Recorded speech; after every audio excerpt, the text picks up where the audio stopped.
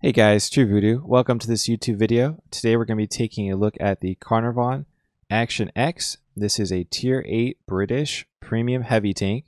This thing is very similar to a Caernarvon, except the turret looks more like an Caern AX turret, and it will perform very similarly to the Caernarvon at Tier 8. We're going to take a look at it in this video. I'm going to show some strengths, some weaknesses, what you can expect from the tank. And for my loadout, I'm running a vert stab, a rammer, and optics.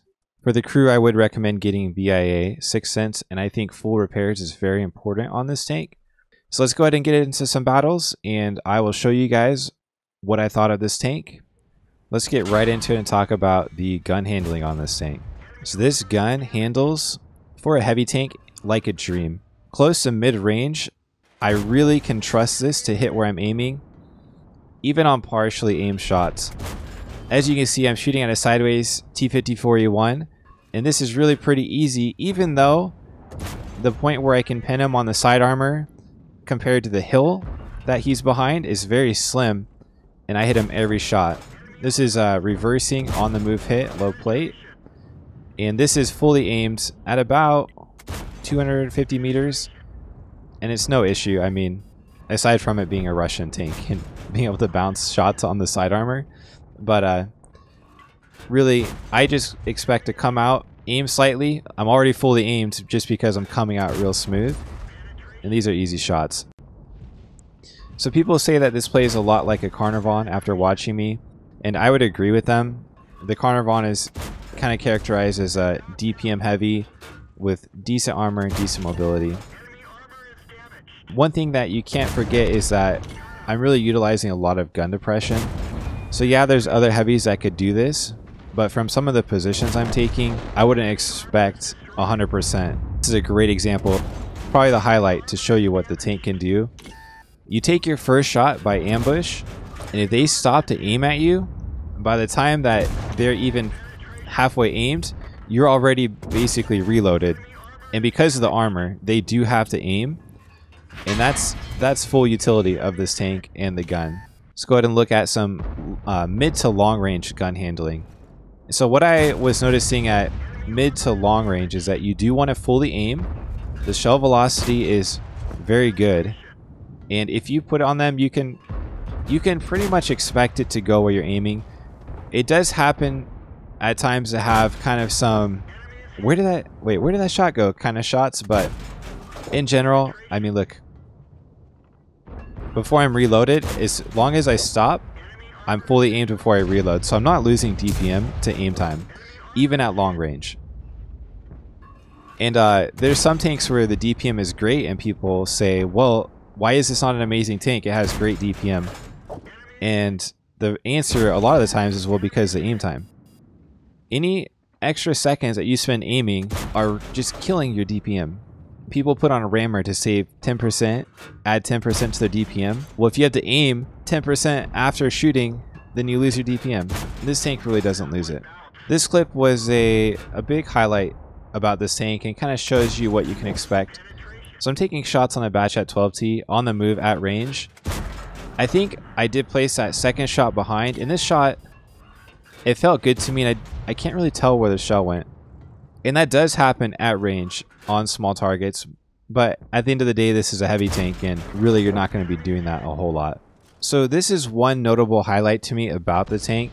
It does have pretty reasonable movement. And yeah, it's slow. It goes like 35 or 36. That's considered mid-range for a heavy. The agility and the traverse is actually very impressive for a tank with this level of armor. The armor really is reliable. And if I was any slower here, I could have taken like 3 or 4 hits from this guy.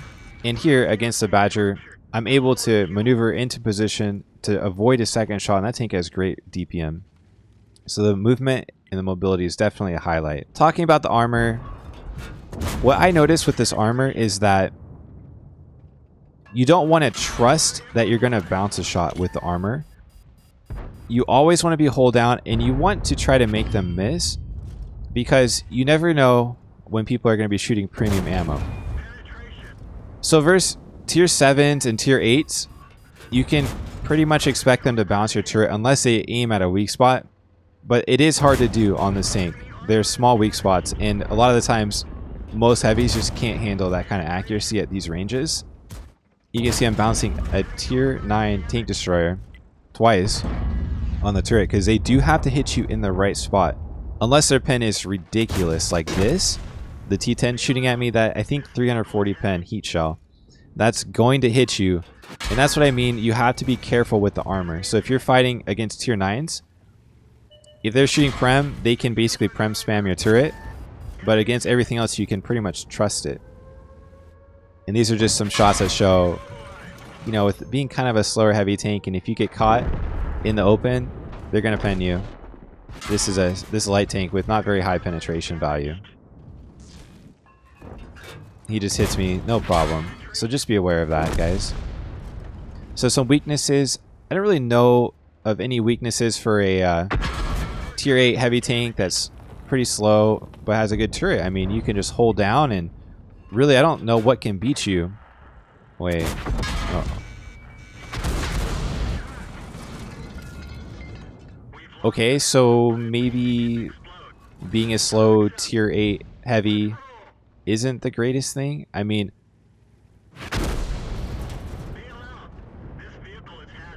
but guys, it has armor, okay? Turret armor. So yeah, I did get already punished a lot in this tank, and that's just one of the consequences of playing at tier 8 in a slower tank, is that there's a lot of arty, there's a lot of HE guns out there, and I just got wrecked a lot, and it was very frustrating. Usually if I'm playing tier 8, just because of matchmaking, I would prefer to be in a faster tank, and this is the same thing you deal with if you're playing a super conk at tier 10. You can only fight in a hold down, but guess what happens if you're in a hold down? So my thoughts on this tank are, it's a great tank. The issue with this tank is not the tank itself, it's the tier 8 matchmaking that I had to deal with on the NA server. I think I played over 15 games in this tank, and I don't think I ever saw a tier 6. And to be honest, I don't know if I saw tier 7s. Like, maybe if you rewatch the video, I wasn't paying attention. But I think in general, every game you play in this tank is going to be tier 8 and up, which is pretty miserable. The tank's great. I mean, facing tier 9s that aren't shooting Prem, you can expect to go toe-to-toe with them in a fight like this if you're using a hold down. They're going to have a hard time pinning you, they're going to have to aim, and you're going to get your shot off first and then be able to start moving before they're aimed, and then it's even harder for them to hit you. So because of that, it's a great tank. The issue is just the matchmaking. There's a lot of arty at higher tiers, there's a lot of really slow paced fights, and when you play this thing to its strength, which is hold downs, you usually get punished. But what I tend to do in this tank is pick a spot, pick a hold down, go to it no matter what. And if I'm outnumbered like I am in a lot of these games, I still frag out for 3k damage or 2k damage, and I make the best of it. And that's really what your strategy needs to be when you play a tank like this. The thing is, would I get this myself? Would I buy this tank for myself? Well, first of all, I think the marathon missions are great. I would definitely go for this tank for myself. Not for random battles, because like I said, I hate the tier 8 matchmaking in this game on the NA server. But I would get this tank for myself as a stronghold tank, because I don't have a defender, I don't have a T2065. So when I play in strongholds, I don't have an armored tank, and you fight a lot of teams that just spam defenders, spam T2065s, and if you're fast, they camp and they turtle, and it's still hard to beat them because those tanks are just so strong.